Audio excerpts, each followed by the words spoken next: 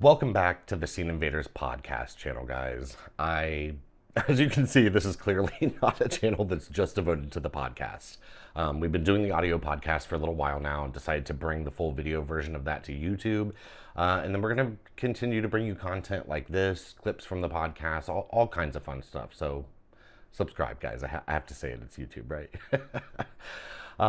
And I would also like to say that I do not speak for the entire Scene Invaders team here. We are a diverse group of people with diverse thought. We all respect each other's thoughts and opinions. And by me, I'm about to shitting all over this movie. That again does not speak for everyone. So this is just my take, guys, and my timeline of my events. Watching Trap. So last night, I went to see Trap, the new film from director M. Night Shyamalan. I think we all know that he has been wildly inconsistent, to say the very least. The Sixth Sense, it's a classic. Signs, probably my very favorite film of his. Hell, I even liked The Village, guys. And Lady in the Water I enjoyed to a certain extent. And recently, we've gotten old. Oh, holy shit. That movie was almost unforgivably bad, in my opinion. A Cabin at the End of the World, where I enjoyed the book, but I thought the movie was just such a bland interpretation of the book that it just really didn't do a whole lot for me, guys. And even saying that, like, somehow, for whatever reason, I still get excited when I see that there is an M. Night Shyamalan movie coming out. Because you do have things like The Sixth Sense and Unbreakable and Signs and Split that are great. So you know it's there. And I'm always hopeful that he's going to bring it back. So did he bring it back with Trap? Fuck no. Hell no. Hell no. This movie was fucking terrible. And I did not go in with a mindset that I want this shit to be fucking terrible. I don't want to sit here and just shit all over movies. Do I make films? I don't. Do I have the know-how to make films? I don't. But as someone who enjoys watching them, I can tell when I'm watching an enormous steaming pile of shit. And that's exactly how I felt through 95% of Trap last night. So the setup here, which is completely given away by the trailer. And I don't watch reviews. I don't watch content on film that I'm going to go see before I've seen it. But now after seeing it, I have seen people literally fucking defend this trailer as being like, well, what was shown in the trailer wasn't really a spoiler because it's really just the setup of the movie. And yeah, I guess I can kind of see that. And while this wouldn't have changed my experience, it's still a fucking terrible piece of shit movie in my opinion. It would have been a lot more fun to realize that we're following a character who is trapped inside of a concert that's a serial killer that the FBI, local police, and all of that shit have surrounded and have taken every measure to try and capture while he's there because they've gotten some kind of intel that supposedly the butcher, Josh Hartnett's character, the serial killer of this film, is taking his daughter there tonight. And this is a rant for another day, but the trailer to me, I thought, and again, I thought this movie was terrible, and if the trailer had been done differently, it wouldn't have changed my opinion. But I thought the trailer did this a huge, huge, huge disservice. And I think most people going into an M. Night Shyamalan film are familiar with his work. They understand that he operates in a way where there's usually a twist of some sort. And in my opinion, that kind of was the twist of the film. This does not have a traditional, like, end of the film, like, M. Night Shyamalan twist. And I think people are going to sit there and kind of expect that. And I don't know if people will be disappointed by that or not. I was not disappointed that there wasn't another twist because by the time this shit reached the end of it, I could not wait for this fucking bullshit to be over. Like, I was so ready. It takes a lot for a movie to make me feel that way. I can usually find something to invest in some of even like kind of the worst movies. It's not to say that this doesn't look slick or doesn't have decent like production value. And in this house, we stand Josh Hartnett. I really like him, and I'm really happy that he's having a resurgence right now. But there just was just nothing to latch on to here for me. I love the basic setup of this. Man takes his daughter to a Lady Gaga-esque singer or artist type concert, a big arena show, and from there has to figure out how the hell to get out of this, and I guess make this a sort of like cat and mouse type of situation. But honestly, everything that plays out from the moment that you discover this is so ridiculous. It's kind of insane. It's all just about script. Nothing here felt natural. None of the things that he comes across to try to weave his way through this felt genuine. It all felt like conveniences that were written into this film. I am more than willing to suspend my disbelief for a film. I like horror, guys. And I like some shitty fucking horror, for real. And I'm willing to suspend my disbelief. But the amount that they ask you to suspend here is so egregious and so beyond anything that's even remotely tied into the real world that I just could not even have fun with this. It's just absolutely, it's silly and it's stupid. Another huge problem that I have with this film is that the artist that dad and daughter go to see, called Lady Raven in the film, is played by Shyamalan. And I don't have a problem with that inherently. I really don't care.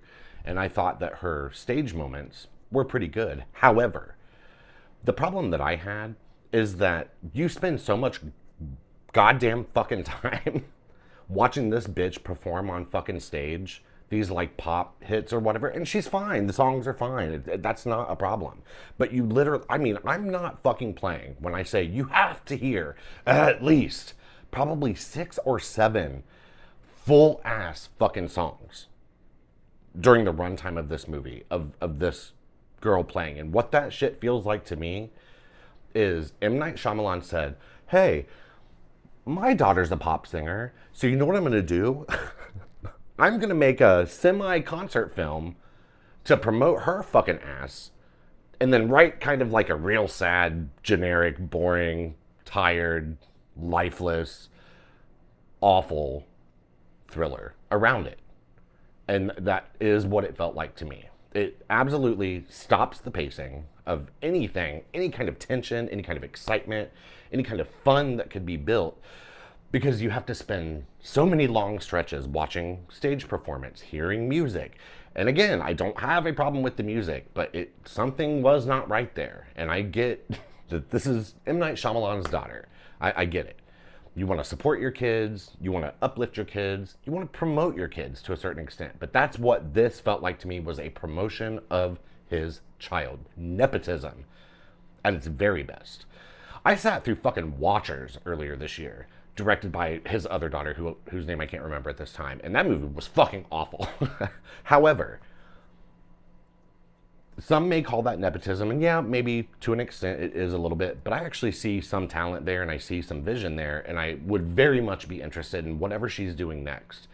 But to just so egregiously bring your child into this movie in such a like meaningful way, just, it felt odd and very off to me. And for the first half of this movie, I would say, that's all you see of his daughter. Like, she's a pop performer on stage, dancers, lights, excitement, concert, all of that.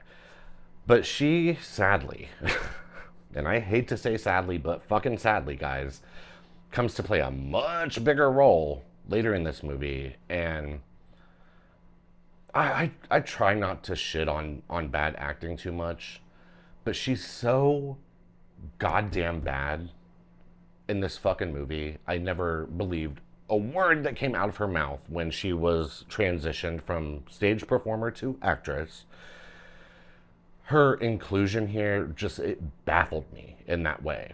I definitely did not see that coming, so I guess maybe that's a twist too, but it was a really fucking bad one because it was misguided as hell. And I get it. As your child, you want to believe in them. They're doing great. You're the best actress I've ever seen, honey. All that kind of shit. But what it did was drag this film down. Once they get out of this concert environment, which becomes a cat and mouse moment or whatever the fuck, of trying to manipulate and use Salika, Lady Raven, to get him and his daughter out of this situation, this movie was already nosediving, bitch, as fuck. But this movie started to nosedive so hard and so fast and so relentlessly that I see why they didn't screen it for critics. And it's just an experience. It's one of the worst theater experiences I've had for this year. It's vying for my worst film of the year. And like I said, I can have a great time with absolute trash and bad movies. I like many movies that are considered bad. But there was just really nothing about this that felt redeeming in almost any way to me. I was telling a friend last night that, and again, guys, this is all in my opinion. In my opinion. We all have our opinion and they're all right. I told a friend last night that asked what I thought about the movie, and I told him that if this were in the hands of an unknown director, this is the movie that they released, and this was not M. Night Shyamalan, that I think this is the kind of project or the kind of film that could kill a career. It felt that bad to me. Because after you leave this concert environment, they decide to go back to Josh Hartnett, the butcher's house with the young daughter, who still at this point just thinks it's dad. Like I said, there's like this cat and mouse element to it, if you even want to fucking call it that. It just was tired and stupid and boring and dumb as fuck, just dumb. And what plays out from here is just, it's just bad, guys. It's just so bad. This movie felt to me, I think it's an hour and 45 minutes long. It felt to me like 3 hours. And after you leave the concert situation, it feels like this movie was about to end probably 3 or 4 times. And that shit kept fucking going. And I mean, as someone who's seen his previous films, you do always expect a twist. So I was like, oh, fuck. What's the twist going to be in this one? And this one does not have a traditional M. Night Shyamalan twist. It's his most straightforward thriller that, I mean, of anything I can think of, I think I've seen all of his films, and this is his most straightforward thing.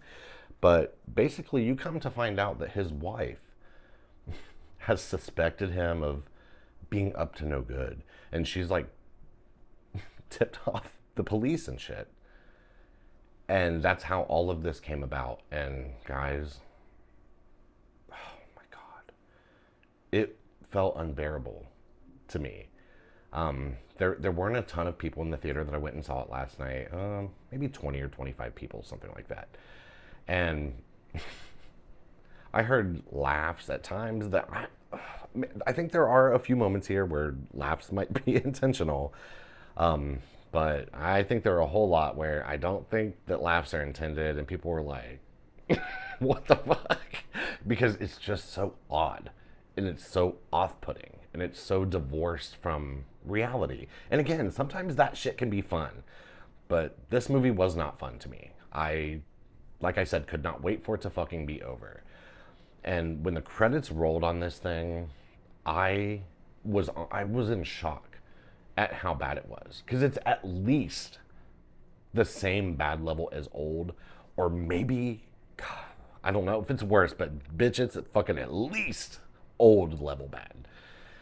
And I just, God, I can't understand.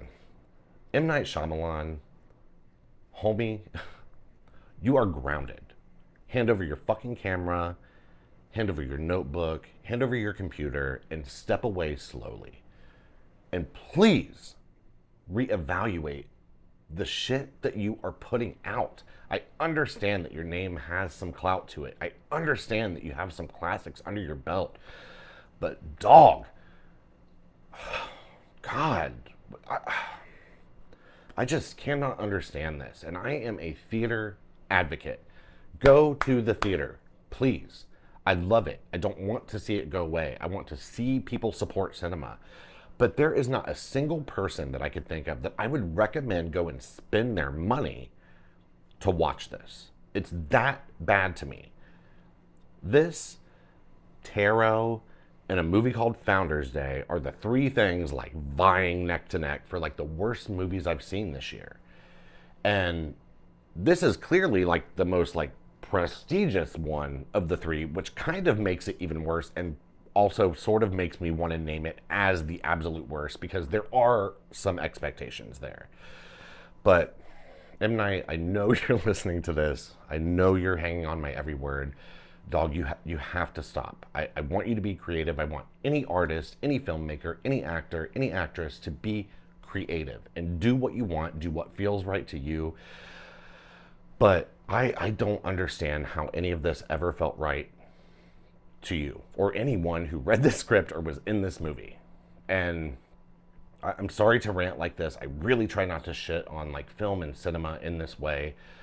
But if I can warn one person to just avoid the fuck out of this and catch it when it streams on some shit you already pay for, where you can just click play on it without having to enter your debit card or credit card information, that's the way to watch this. And if you like this movie, I am genuinely so happy for you.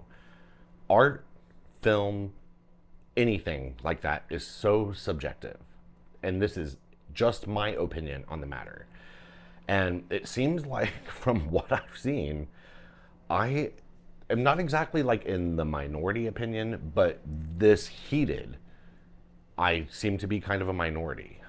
Like I said, I don't watch this stuff before I go, and now I've watched some reviews and read some stuff, and there are some people who have not liked it, but it's just almost like there's some block, like with the name M. Night Shyamalan, where people are afraid to like truly shit on it when it deserves, again in my opinion, to be shit all over. And just the most misguided experience of the year. And 2 hours absolutely fucking wasted, guys, for me.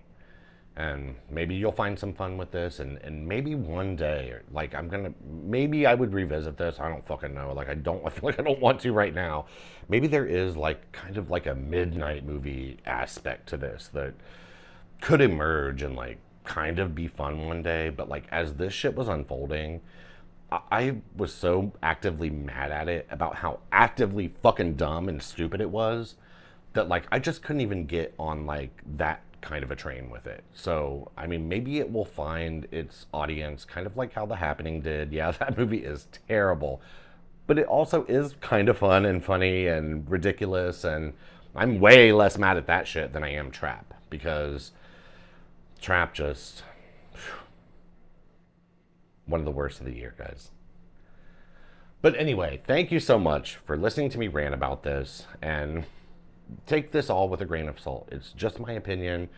We're all entitled to our opinion, but if I can warn one person, I consider it a job well done, guys.